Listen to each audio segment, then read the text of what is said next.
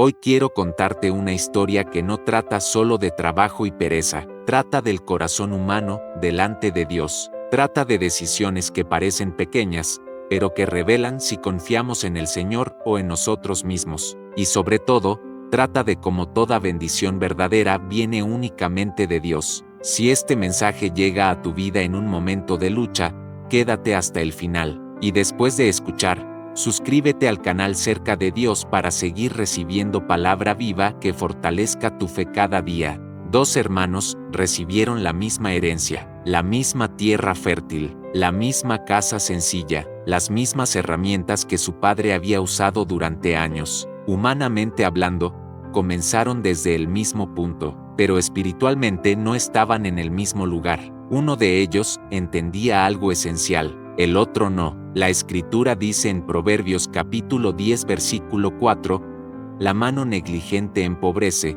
mas la mano de los diligentes enriquece. Esta verdad no es solo económica, es espiritual, es una ley que Dios mismo estableció en el orden de la vida. Marcos, el hermano mayor, se levantó al amanecer del día siguiente a recibir la herencia, no porque confiara en su propia fuerza, sino porque sabía que el trabajo es un regalo de Dios. Recordaba lo que está escrito en Colosenses capítulo 3 versículo 23, y todo lo que hagáis, hacedlo de corazón, como para el Señor y no para los hombres. Para Marcos, trabajar la tierra era servir a Dios, reparar una cerca era honrar al Señor. Limpiar el campo era obedecer el diseño divino que dice en Génesis capítulo 2 versículo 15 que Dios puso al hombre en el huerto para que lo labrara y lo guardase. Tomás, su hermano menor, también conocía estos textos, pero conocer no es lo mismo que obedecer. Él soñaba con comodidad sin esfuerzo, imaginaba prosperidad sin disciplina, hablaba de grandes planes, pero no doblaba sus rodillas para pedir dirección a Dios ni doblaba su espalda para sembrar la tierra. La Biblia advierte en Proverbios capítulo 6 versículos 6 al 8, ve a la hormiga, oh perezoso, mira sus caminos, y sé sabio, la cual no teniendo capitán, ni gobernador, ni señor, prepara en el verano su comida, y recoge en el tiempo de la siega su mantenimiento. Marcos observaba un hormiguero entre las dos propiedades. No lo miraba como entretenimiento, lo miraba como enseñanza de Dios. Veía orden, veía constancia, veía previsión, y entendía que el Señor estaba hablando a través de la creación. Porque Romanos capítulo 1 versículo 20 declara que las cosas invisibles de Dios se hacen claramente visibles por medio de las cosas creadas. Tomás se burlaba, decía que la vida era para disfrutar, que ya habría tiempo para trabajar, que no había prisa, pero el tiempo es un regalo sagrado, y cuando se desprecia el tiempo, se desprecia al dador del tiempo. Mientras uno sembraba con oración, el otro vendía partes de su herencia para sostener placeres momentáneos. Aquí hay una lección profunda. Cuando no valoramos lo que Dios nos entrega, comenzamos a perderlo poco a poco. En Mateo capítulo 25 versículo 29 Jesús enseña, porque al que tiene, le será dado, y tendrá más, y al que no tiene, aún lo que tiene le será quitado. Esto no significa que Dios sea injusto, significa que el corazón fiel recibe más gracia para administrar. El corazón negligente pierde incluso lo que había recibido. Marcos no prosperaba porque era más inteligente,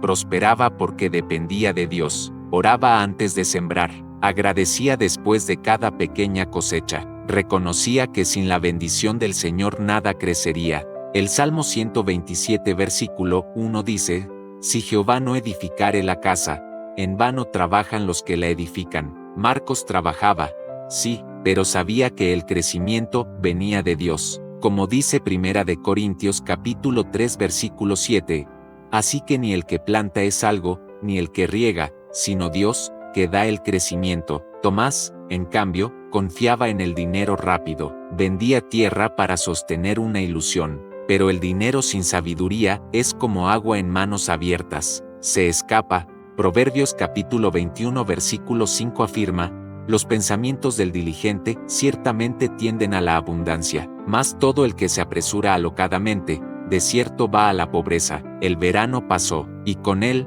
la oportunidad de prepararse. Las estaciones en la vida son como oportunidades espirituales. Hay tiempo de sembrar, tiempo de regar, tiempo de recoger. Eclesiastés capítulo 3 versículo 1 declara: todo tiene su tiempo, y todo lo que se quiere debajo del cielo tiene su hora. Marcos entendió su tiempo, Tomás lo desperdició. Cuando llegó la cosecha, el campo de Marcos estaba lleno, no porque él fuera superior, sino porque honró los principios de Dios. Su obediencia permitió que la gracia de Dios fluyera. El campo de Tomás estaba vacío, no porque Dios lo hubiera abandonado, sino porque él ignoró la voz del Señor. Y entonces llegó el invierno. El invierno en la Biblia muchas veces simboliza prueba, frialdad, escasez, momentos donde solo sobrevive lo que fue preparado en obediencia. Marcos tenía provisiones, tenía leña, tenía refugio, pero sobre todo, tenía paz. Isaías capítulo 26 versículo 3 dice: tú guardarás en completa paz a aquel cuyo pensamiento en ti persevera, porque en ti ha confiado. Tomás tenía frío, hambre, soledad, no porque Dios deseara su sufrimiento, sino porque había rechazado la sabiduría divina. El invierno revela lo que el verano ocultó. Cuando las fuerzas comenzaron a fallarle, recordó las palabras de su hermano, recordó el hormiguero, recordó la advertencia de Proverbios. Y aquí sucede algo hermoso. La misericordia de Dios todavía estaba disponible. Lamentaciones capítulo 3 versículos 22 y 23 declara: por la misericordia de Jehová no hemos sido consumidos, porque nunca decayeron sus misericordias. Nuevas son cada mañana, grande es tu fidelidad.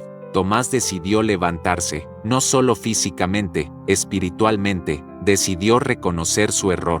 La Biblia enseña en Proverbios capítulo 28 versículo 13: el que encubre sus pecados no prosperará, mas el que los confiesa y se aparta alcanzará misericordia. Cuando llegó a la casa de su hermano, no encontró condenación, encontró gracia. Marcos lo recibió, le dio sopa caliente, le ofreció abrigo. Esta escena nos recuerda la parábola del hijo pródigo en Lucas capítulo 15. Cuando el hijo regresa, el padre no lo humilla, lo restaura. Dios no se complace en nuestra caída, se complace en nuestro arrepentimiento. Tomás entendió finalmente que la pobreza más grande no era económica, era espiritual, era haber vivido lejos de los principios de Dios, y comprendió algo eterno: toda prosperidad verdadera viene del Señor.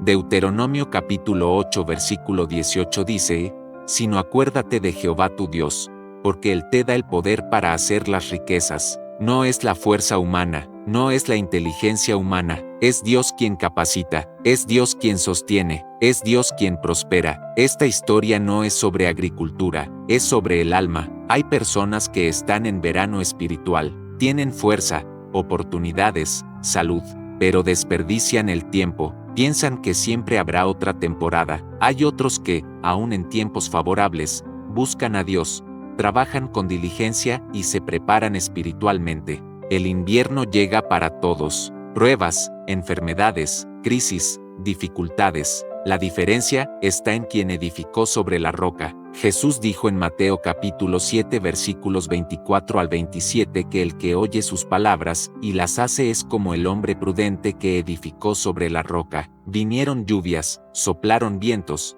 pero la casa no cayó. Marcos edificó sobre principios divinos. Tomás edificó sobre deseos pasajeros, pero la gracia de Dios permitió que la historia no terminara en tragedia. Tal vez hoy tú te sientes como Tomás, tal vez perdiste oportunidades, tal vez desperdiciaste temporadas, tal vez estás viviendo un invierno que duele. Quiero decirte algo con claridad bíblica: Dios todavía está dispuesto a restaurarte. Joel capítulo 2 versículo 25 dice: y os restituiré los años que comió la oruga. Cuando haya arrepentimiento genuino, Dios restaura. Sin embargo, también es verdad que la restauración comienza con decisión, con humillación delante del Señor.